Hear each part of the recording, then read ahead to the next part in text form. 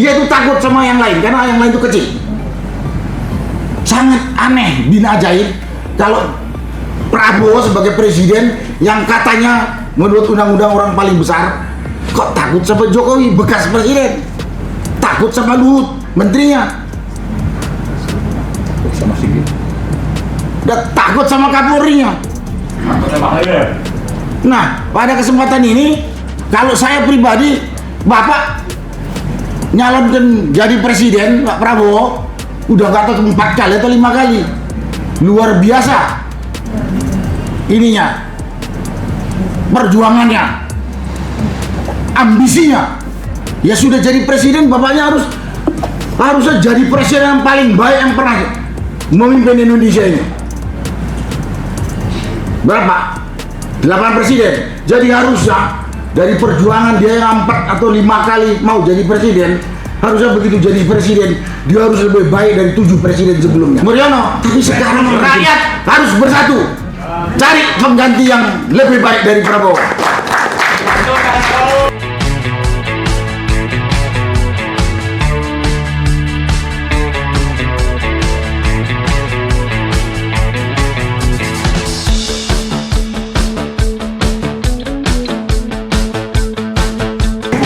Ini nggak fair. Tahu Bang ini payah. Emang payah baru tahu. Wah, payah deh. Bini kurang banyak bininya sih nanti lagi payah. Hidup Bang Edi. Golongan Prabowo. Assalamualaikum warahmatullahi wabarakatuh. Bapak Ibu yang saya hormati, saya muliakan, khususnya Om Lim sebagai pembawa acara.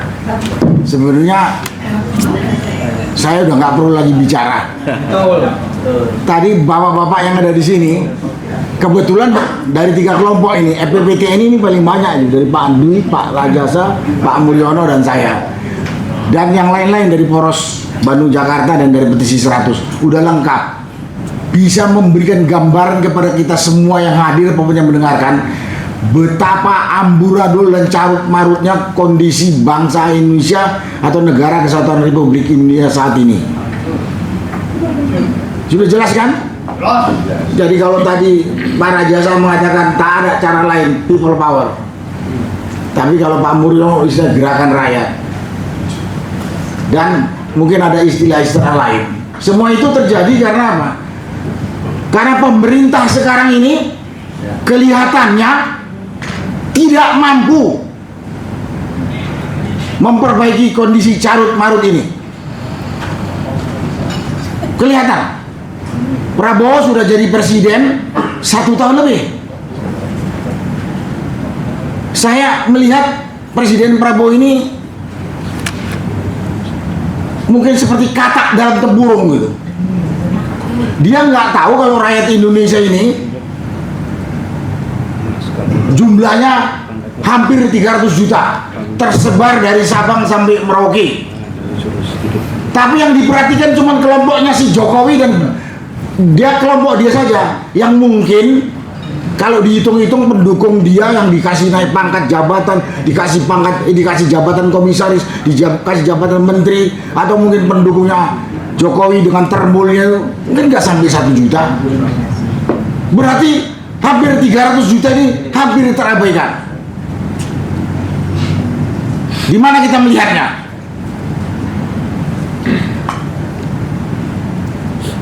Melihatnya begini, suara rakyat Indonesia ini saya yakin mayoritas menghendaki Jokowi diadili, tangkap adili. Saya yakin juga sebagian besar rakyat Indonesia majulkan Gibran. Pecat. Ya majulkan tuh mau dipecat atau diapain sama lah itu kan. Nah, karena sangat jelas kesalahannya, nggak perlu saya omongkan di sini. Karena tadi teman-teman sudah ngomong dan kita semua bangsa Indonesia ini tahu. Tapi lihat Prabowo masih bermesraan dengan kelompok ini. Bahkan pada waktu yang lalu dia mengatakan anak buahnya tuh saya tahu suasana pertemuan di Gerindra itu, tahu ya, dapur kan? Tahu dia teriak hidup Jokowi gitu. Jadi otaknya Prabowo itu pikirannya cuma yang dia senengin saja, yang diperhatikan, yang lain enggak. Guru politik. Habis itu dia ngomong, Jokowi itu kopeng saya, Jokowi itu guru politik saya. Apalagi, gak usah mencela-mencela, kita ini memang timnya Jokowi. Apa yang dianggap Prabowo ini rakyat Indonesia dia itu saja gitu. Padahal orang yang disebut itu orang yang begitu kotor. Saya katakan Jokowi dan Gibran itu sangat kotor. Kategorinya sudah pengkhianat negara. Tapi Prabowo masih bermesraan dengan dia.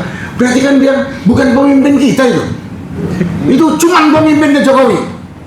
Ya saat ini saya bicaranya Prabowo bukan Jokowi, karena presiden sekarang itu adalah Prabowo. Berarti kan memang dia tidak dengar suara orang yang dipimpinnya, orang yang harus diurusnya. Padahal ada nasihat dari orang-orang bijak yang lalu. Saya masih ingat, jangan jadi pemimpin kalau tidak bisa menegakkan keadilan. Apa adil? Yang satu minta ini orang diadili karena dosanya jelas, ini dia bermesra-mesraan. Banyak sekali yang dilakukan oleh ini, yang menunjukkan bahwa Prabowo itu mau jalan, mau seenak perutnya sendiri, tidak mau mendengarkan Masukan. suara rakyat secara umum. Nah itu kan namanya bukan pemimpin kalau kayak gitu. Ada yang mengkritik, langsung dia naik telinganya. Yang mengatakan, saya tahu ada orang pintar yang banyak mengkritik, padahal dia nggak bisa ngasih beras, nggak bisa ngasih BBM, nggak bisa ngasih apalah dan sebagainya.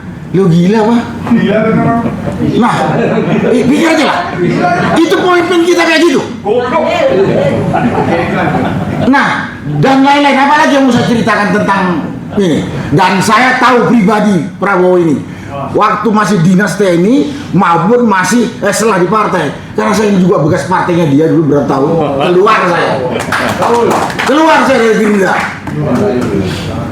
Orang ini anti kritik.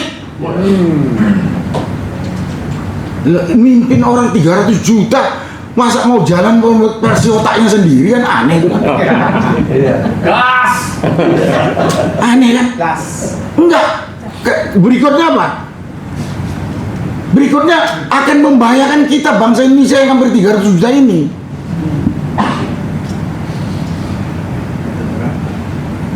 Di samping tadi yang saya katakan anti kritik, udah terbukti.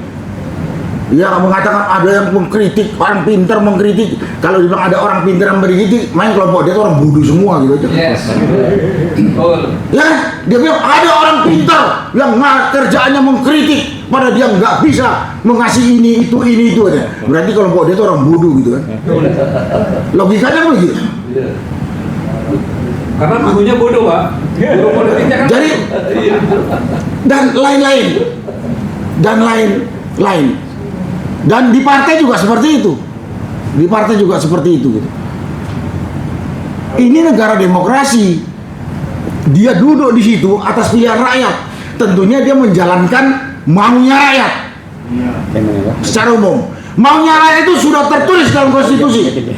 Bukan dia konstitusinya dia akalin lagi kayak kelakuannya Jokowi. Aturannya konstitusi yang sudah dirusak Jokowi itu saat ini diperbaiki oleh Prabowo. Ini malah masih bermesraan dengan Jokowi. Nah, itulah kondisi yang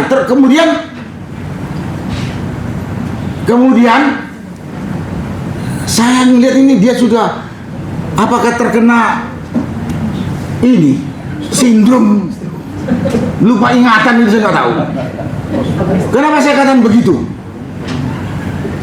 Dia selalu mengatakan, saya tidak tolerir korupsi. sejak dari kampanye sampai dia begitu dilantik jadi presiden. Hari ini sudah 1 tahun. Koruptornya di sebelah dia nggak ditangkap. Yang paling gampang ya Jokowi, Luhut, banyak. Ada Bahlil dan segala macam. Nah, maka saya bilang mungkin dia begitu naik di panggung ingat dia korupsi harus saya bantah, harus saya berantas. Begitu turun dia lupa. Ya nggak tahu saya. Di samping itu gampang apa ya? Kalau saya bilang dia tuh ya mungkin gampang ditipu sama anak buahnya gitu. Atau orang lingkarannya, anak MUI lingkaran saya. Kenapa? Kasus demo di bulan Agustus katanya dia terlambat. Kemarin bencana juga dia terlambat tahu. Padahal mata dan telinganya presiden itu 300 juta rakyat Indonesia itu.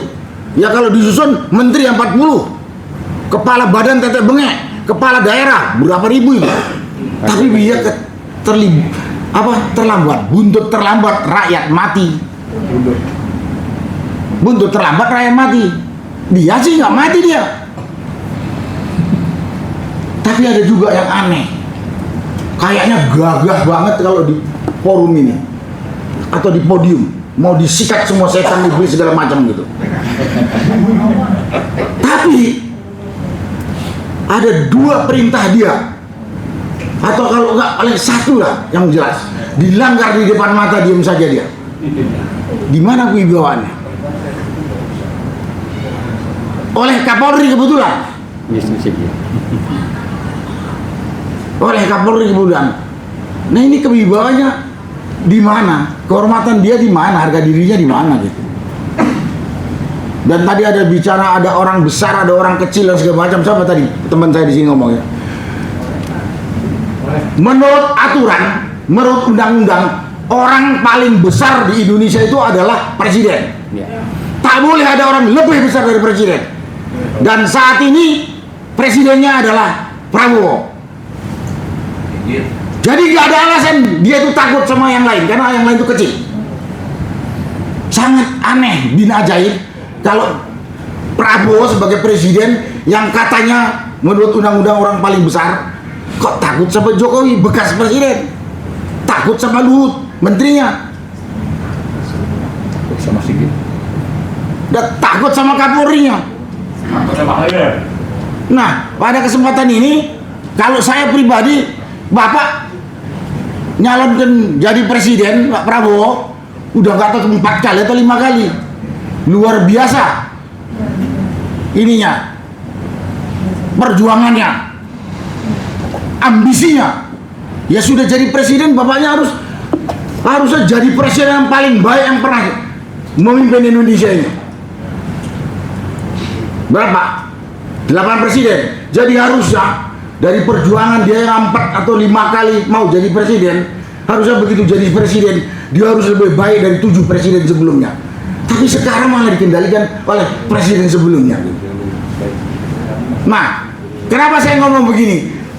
Ini saya sampaikan kepada bapak-bapak dan ibu-ibu sekalian, saudara-saudara sebangsa dan setanah air.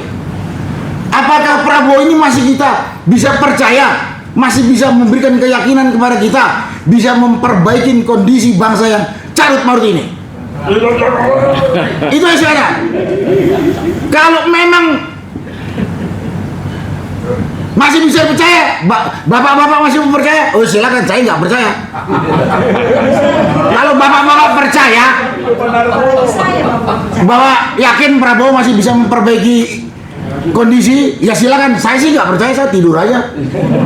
Udah nggak yakin saya. 1 tahun ini omong terus tanpa action. Ya kalau kata teman-teman saya, dari omong-omongnya itu nggak sampai 5% yang jadi action. Nah, kalau memang kita perlu cari pemimpin yang lebih hebat, ya kita harus ikutin apa yang dibilang teman saya tadi, Pak Rajasa atau Pak Muriono. Rakyat harus bersatu, cari pengganti yang lebih baik dari Prabowo. Ya apalagi? Kita bukan sayang sama diri kita saja. Negara dan bangsa Indonesia ini didirikan di atas darah, jiwa, nyawa founding fathers NKRI yang notabene adalah orang tua kita. Dan kita wajib harus bisa mewariskan ini negeri kepada anak cucu kita. Kalau sekarang aja udah kelihatannya sudah mau menuju kehancuran, tanggung jawab kita berat. Kalau kata Pak Mulyono, melihat kehancuran, melihat kerusakan, melihat pelanggaran, melihat kesalahan, kita diem, kita ikut dosa. Kita ikut bersalah. Saya nggak mau dikatakan bersalah, makanya saya ngomong ini. Itu yang bisa saya sampaikan pada kesempatan ini. Banyak sekali di kepala saya ini. Kalau saya sampaikan nanti mungkin Bapak Ibu bosan dengarnya gitu. Tapi saya cuma mau tanya, Bapak masih punya keyakinan Prabowo masih bisa memperbaiki bangsa dilihat dari unjuk kerja dia 1 tahun ini? Iya. Kalau enggak ya kita harus ganti. Rakyat punya hak untuk ganti. Masih. Nah kalau yang mau masih silakan monggo. Saya nggak percaya sudah. Kalau ada yang bilang orang besar, orang kecil, yang saya tahu di satu negara yang berbentuk republik ini, orang paling besar itu adalah presiden. Kalau dia masih takut pada orang lain, memang dia nggak pantas jadi presiden. Betul. Ayam sayur. Wah, kalau ayam sayur mending tikus gua. Gitu ya. Jadi itulah, kita sayang sama negeri kita sayang kepada anak cucu kita bertanggung jawab kepada orang tua kita yang telah mendirikan negeri ini. Dan kepada Allah Subhanahu wa Ta'ala. Inilah yang harus saya sampaikan pada kesempatan ini. Mudah-mudahan Bapak Ibu bisa putuskan mau apa kita. Yang jelas tadi di sini disampaikan, kelompok petisi 100, kelompok Poros Jakarta Bandung FPPT ini siap untuk menjaga negeri ini kembali pada rel seperti yang dicita-citakan oleh orang tua kita. Terima kasih. Wassalamualaikum warahmatullahi wabarakatuh. Waalaikumsalam warahmatullahi wabarakatuh. Baik.